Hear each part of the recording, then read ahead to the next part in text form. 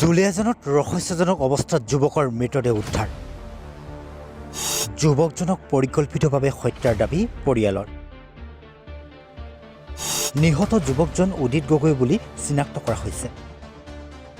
জানিব পৰা মতে শুকুৰবাৰে দুখন বাইকত উদিত গগৈ তিনিগৰাকী বন্ধু চৰাইদেউ জিলাৰ মৰাণ গাঁৱৰ পূৰ্ণকান্ত গগৈ, শিৱসাগৰ লাকুৱা চাৰিমুঠি গাঁৱৰ অৰুণজ্যোতি ঠাকুৰ আৰু লাকুৱাৰ বটলমৰা গাঁৱৰ ৰাতুল গগৈৰ সৈতে অৰুণাচল প্ৰদেশৰ নামচাইলৈ গৈছিল।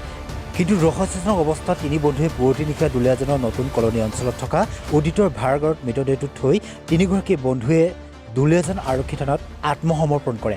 সমগ্ৰ ঘটনাটো পোহৰলৈ অহাৰ পিছতেই দুলিয়াজানত চেপা উত্তেজনা বিৰাজ কৰিছে। শেহতীয়াকৈ আৰক্ষীয়ে মৃতদেহটো মৰণোত্তৰ পৰীক্ষাৰ বাবে অসম চিকিৎসা মহাবিদ্যালয়লৈ প্ৰেৰণ কৰিছে।